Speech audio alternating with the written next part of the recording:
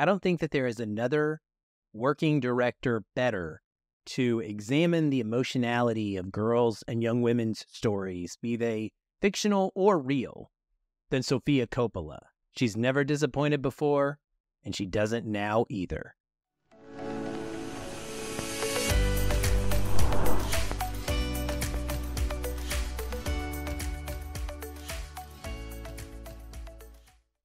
Welcome, everyone, to Feelin' Film. I'm your host, Aaron White, and I bring you weekly new release reviews that are simple, short, and spoiler-free. We're going to talk today about a movie called Priscilla from A24. It stars Cailee Spaeny, Jacob Elordi, Dagmara Damencizic, Rodrigo Fernandez-Stoll, Luke Humphrey, and Dan Byrne. It is written and directed by Sofia Coppola and based on the memoir Elvis and Me by Priscilla Presley with Sandra Harmon. Cinematography is by Philippe Le Sourd.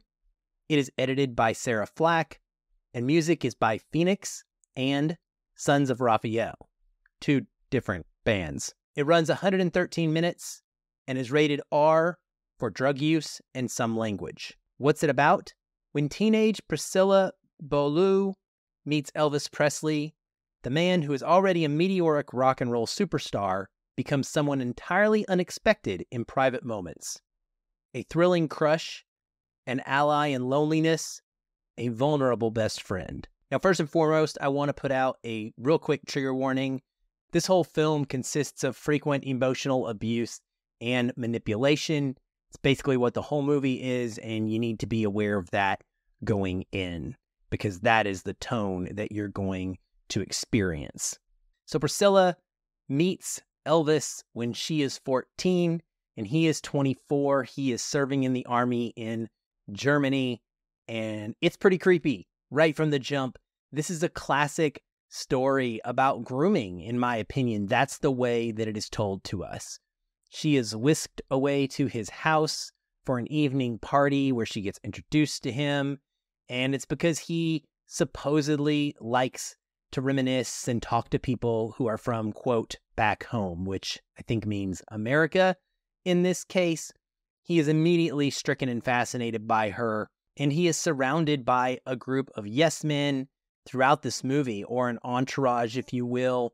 It's a bunch of people who clearly seem to acknowledge with their facial expressions and their body language and the way that they whisper to each other Priscilla's extremely young age, but it doesn't get mentioned for a very long time in this movie.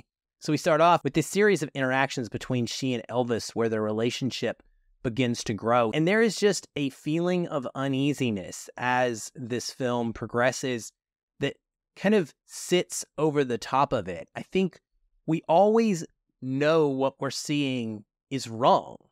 It's not healthy. It's not safe, but it's happening. And we're watching a biopic, so we know that it actually did occur in real life. And the way that Sofia Coppola approaches this is just brilliant because we're seeing it through the eyes of Priscilla. Spaeny is absolutely incredible at portraying her as not just wide-eyed and innocent. She is willingly seeking out time with Elvis and wanting to be a part of his world. She accepts his behavior even when it becomes kind of unstable and maybe kind of hinting at a little bit dangerous even.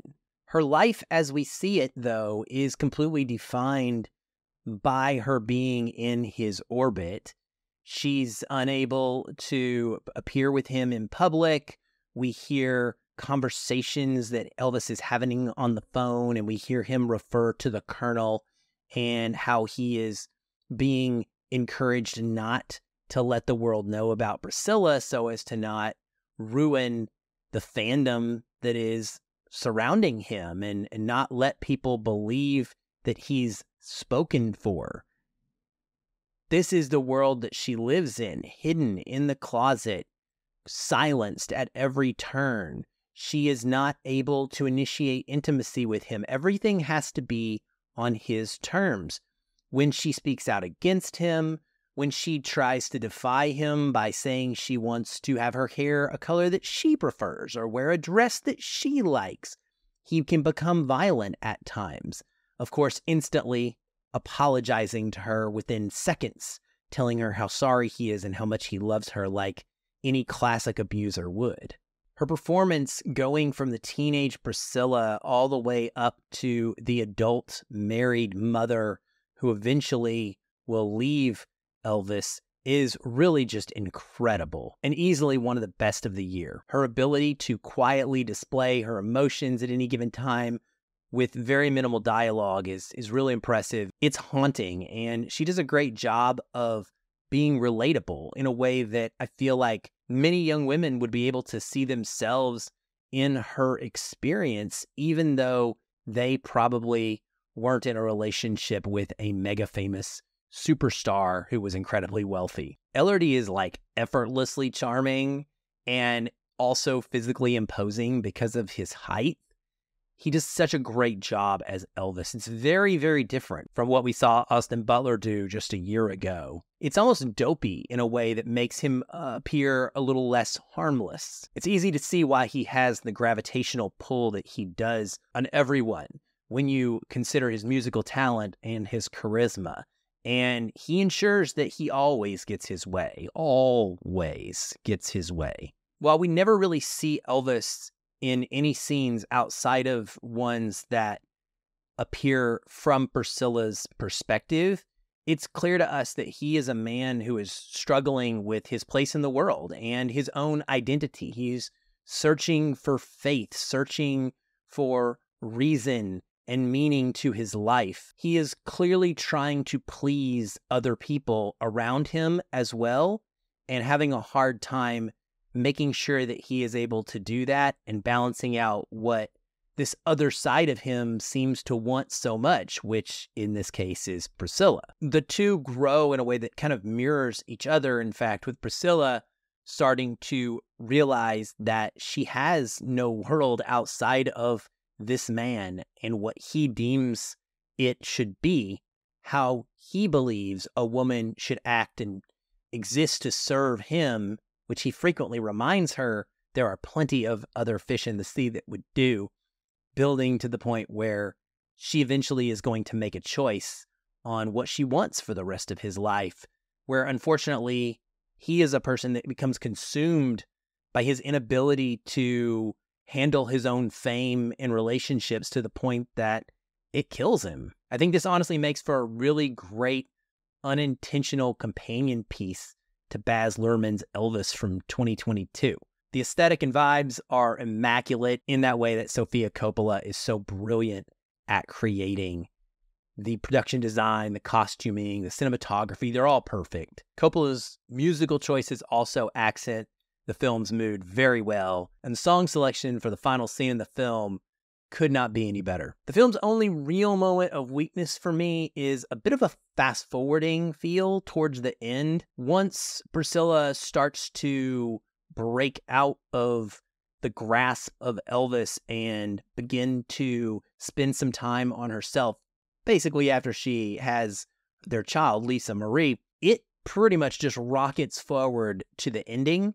And it was a little bit jarring for me. After I sit with it for a while, I may appreciate it more, maybe if I see it again, but it was something that definitely stuck out. Up until that point, I was so riveted and captivated by every moment that I didn't mind going through such a restrained sort of experience, but it just kind of zapped up to the end and then it was over and left me going, oh, okay, I guess we're done here now. That lack of energy to the film is purposeful. Sofia is wanting us to take an observational approach to what Priscilla experienced. It's very critical of Elvis to the point where she lost the rights to use his music. Instead, there are instrumental versions of some of his songs that are in there from other artists, slightly altered, and also a song or two of his that are sung by different artists as well to get around that in a really smart way.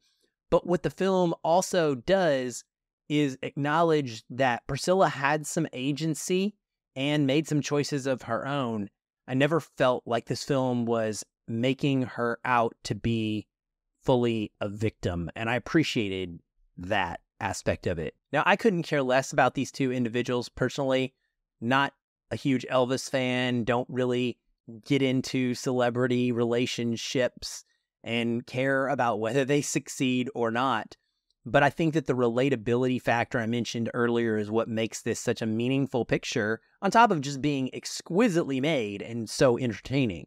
I was just so enraptured by the intimate approach and by Spaeny's dreamy pool. This is a delicate handling to the material that I just don't think many directors other than Coppola could have pulled off in such a successful way. It's very much another huge hit in a director's filmography that I absolutely adore. And I hope that you all check it out when it comes to theaters, November the 3rd.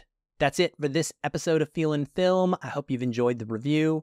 If you do like what you hear or watch, please hit that like and subscribe button if you're on YouTube. Share us with a friend. Tell people about the podcast or the YouTube channel. And leave us comments on YouTube or review us on Apple Podcasts. Any kind words we really appreciate. You can find me on social media and talk with me there too if you so choose. I'm always game for that. Thank you, though, so much for being here, for listening, and for watching. It means the world. I'll be back soon. Until then, keep watching and keep feeling film.